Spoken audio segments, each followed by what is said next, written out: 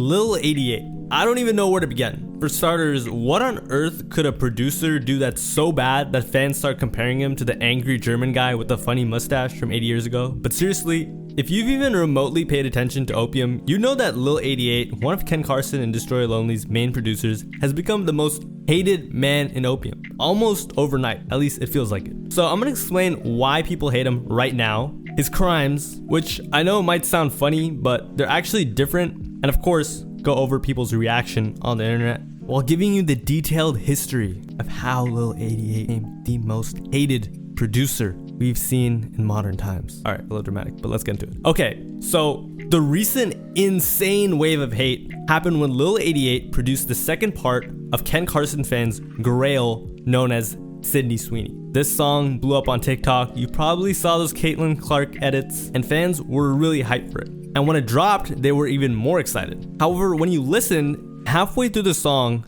there's like this transition into like this really weak song. And the transition itself wasn't really pretty either. So let's get into the reactions, all right? Here's what a fan said. Lil88 produced the second part of Sydney Sweeney. Crying emoji, are we surprised? As soon as I heard those nursery rhyme ass keys in the back and the 808s like 2 decibels quieter than the other half of the song, I just knew that bum had something to do with it. LMAO, bro, I'm saying being related to the right people can really get you places. Crazy. And I mean, they're not wrong. Have you guys ever seen this picture with Young Thug, Lil Durk, and it's like a famous meme? Well, look who's in the very left of that picture. Yes, that's Lil88, years before anybody knew him, in the studio with them. And the reason he was there is because Lil88's uncle is TM88, the famous producer that produced EXO Tour Life. I think like recently, not so recent, but I mean, as like mainstream wise, he produced Way Too Sexy with Future, Drake, Young Thug, you know. He has a lot of big placements, big guy in the music industry, and Lil88 is his nephew. That's how he became friends with Ken Carson, etc. So kind of like a nepo baby. Anyways, let's continue and see what the hate has looked like. And I'm not gonna lie, it's insane. Somebody made a poster saying, "Angry German guy returns." And by the way, Lil88 has done a lot more that has made people hate him, and I'm gonna get into that too, but I just want to show you all these reactions because, man, Lil88, you are officially angry German guy. Gave this guy a pass, but after that trash transition on Sydney Sweeney, you going straight to hell. So clearly, people did not like that transition. Someone said, spread the agenda on YouTube, get this guy out. I got you. After Lil88 posted about the placement, people were flooding his comments with hate. Someone said, on God, that was the worst beat switch I've ever heard. Die.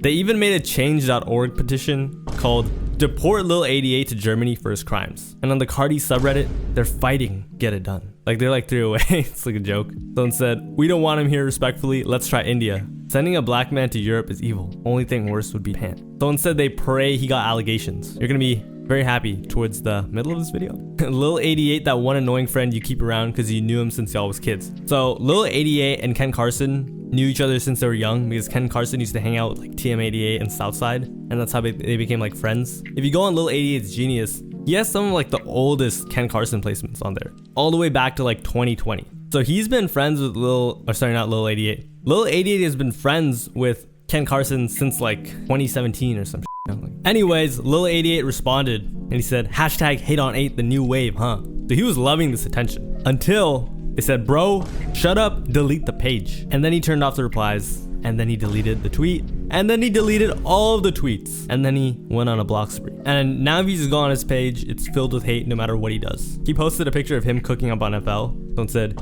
you need to quit. Well, stop. No, burn the laptop. I hate you, man. Someone posted this video of the LA Lakers, and I'm gonna play you the beat they had in the background.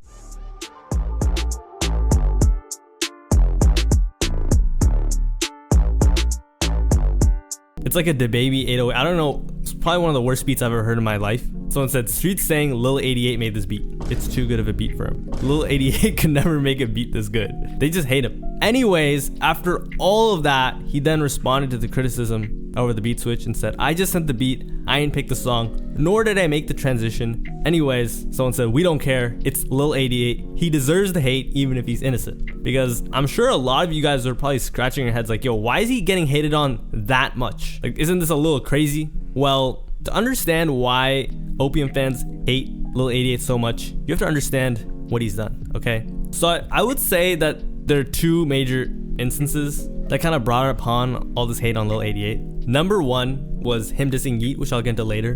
But the more recent one were the atrocities he committed on Destroy Lonely's lead single for his upcoming project, Love Last Forever. And the song's called Love For Ya. Anyways, it's safe to say that this song was not received well whatsoever by Destroy Lonely fans. Someone said, sounds like something he and his prod cooked up in an hour. But Lil88 the future, he's the best producer on earth right now. That's a joke. And everybody hated the mix. Man, what the f***? Pretty bad to be honest, lol. What happened to Lil Man? And since so much of the song being trash was attributed to the beat and the mix, Lil88 took quite a lot of slack for it. Here's what this one guy wrote. Lil88 is Lone's worst enemy. Not that I don't really mess with the snippets, but before the info about 88 being the executive producer and almost all the snippets were sounding absolutely amazing. Different, with Lone really doing the most. I don't really know which path Lone gonna follow with this album, but the concept before they saying it's not all about love, it's a trap album, was kind of pretty good, in my opinion. You can't deny he's great with Melody, okay, blah, blah, blah, blah. They just don't mess with the direction Lil88 is taking Lone. Anyways, someone then asked, why does everyone hate Lil88? I genuinely don't get why. Putting his personal life to the side, just seen him getting so much hate and want to know why. Someone said, he corny, he scams, he always beefing, his production always gets carried by other prods, he lies, do I have to go on? Anyways, yes, he scams. So let's get into it. Alright, so there are countless cases of Lil88 scamming producers, probably got a couple $100 for collabs, but there's this one really big case where he scammed someone for 3.3K, and you just gotta be like heartless to do something like this. So I'm gonna get into it, alright? Here's the situation. Lil88 offered him, for his brand, Vamp Culture, a professional capsule shooting in Berlin, Germany, with Destroy Lonely. They said yes, of course. Think about it. These guys' clothing brand is literally named Vamp Culture. Like, they probably look up to Opium and all these people. They signed contracts and even called with Lone and arranged everything. Paid 2.5k euros in advance, booked studio, models. One day later, he cancels everything. When I wanted my money back, 2.5k euros, he ignored everything, then agreed. Nothing happened, then he offered to do the shooting at Wireless Festival. We met and gave him 500 euros, total now 3k, and the clothes Lone should wear. He said he will be right back after shooting is done. He never came back. So they met and gave him 500 euros in person? Dude, this guy was just like... Anyways, he never came back, blocked and deleted the Instagram message. Alright, what did they do afterward? After we tagged him in Instagram stories and warned him that we were going to expose him, he texted us with a fake number and pretended to be the management of Lone so we don't expose him. This fake management promised to give us 2k and 2 tickets as compensation, but then suddenly stopped answering. After that, Lil88 finally answered on Instagram saying he will send the money back, but then continued to ignore again. Also heard from a lot of other people that they had the same experience or got scammed by Lil88 too. Yep. So, number one, Lil88 is a known scammer. Like, he scammed tons of people. The clothing stuff, which is what I wanted to highlight, is just really messed up because think about it, bro. He knew these guys, these kids were flying out to meet Lil. Like, oh my god, we're gonna meet our favorite rapper. It's like, alright. They spend a bunch of money booking models, a studio, this, that, flights. They meet up with him. He asked for $500 more. Oh my, anyways. Or sorry, no, $500 was to that. I don't know. I think they also wired him more money. Yeah. So they gave him like a bunch of money. They lost a ton of their own money. And afterwards, he just blocked them and pretended like it was never gonna happen. Dang. Yeah, it's pretty messed up. Anyways, he's also executive producing Destroy Lonely's next album, Love Lasts Forever. And fans are not happy for it. And guess what? If you thought he was just working with Lone, well, he was also seen with Lil Uzi Vert, both in the studio and outside of a store or leaving a store while Lil Uzi was doing like this Aki Way video. It's like a viral social media thing. Anyways, I do want to end this video out with some context. Lil88 has always been outspoken and hated, and if you were like an Opium or just like a Cardi, I guess, Ken Carson fan, you would have known it. So 4 years ago, Lil88 made some news when he said that Cardi couldn't drop the deluxe before he cleared Lil88's beats. Like, bro, come on, nobody knew this guy at the time, and they were just trolling him already. Lil88 decides when the deluxe will drop. He also had like DMs with academics where he was like trolling him, saying don't show up to no festivals. I don't think academics shows up to festivals like that anyway. Stop DMing me like a groupie. Yeah, I'm not no groupie. That's why you responded. We're gonna see you though, blah, blah, blah. Academics eventually blocks him. I think this is because academics said he didn't know who Ken Carson was. So this was kind of valid. And at the time, as you can see, they just referred to him as the producer who produced Bino. 2 years ago, he was getting hated on for playing the same DJ set over and over and over again. So people were getting annoyed. But this guy just loves attention. And you'll see that with like these Drake posts and the Yeet stuff. For some reason, Lil88 had to tell the entire world that he wasn't rocking with OVO. It's like, bro, we know you weren't. Okay. They were even making fun of him for trying to be involved in the Drake beef so bad. I mean, this guy even went as far as to sell Drake, bro. And someone actually put Lil88's behavior perfectly in one comment. They said, sometimes I feel like producers envy the fame rappers get, so they try to stir up to get some clout. And I feel like that's exactly what Lil88 has done. I feel like he just loves the clout. Like, he's not really like a behind the scenes type of person, you know? Like, oh, I'm executive producing this project, you know? Fun fact, I think Starboy and Out of Town executive produced like the first 2 or 3 major Ken Carson projects, and like they didn't make a big deal like, oh, we're the exec. It's like they're just all right, you know. But I still haven't gotten to, I would say arguably the second or maybe third. This is like top 3 at least in the things that are events that got Lil88 a ton of hate. That was dissing Yeet. So Ken Carson and Destroy Lonely had a problem with Yeet. So I'm not gonna say that this guy just came out of nowhere, but he was the one on social media that was like straight up dissing Yeet. He said, stop comparing my bros to this Eminem with autotune and reverb. He was talking about Yeet. I don't diss, I state facts. Like, all right, bro. And he was retweeting a tweet saying Yeet cannot sell out shows. And Yeet fans were not having it. Bro needed to zip and swallow after he done with Ken. Someone needed to take the internet away from him. Yeet rent-free in this guy's head for no reason. They were also pushing to get that petition signed to get him sent to Germany, which I just thought was funny. Like, they were spinning back on him.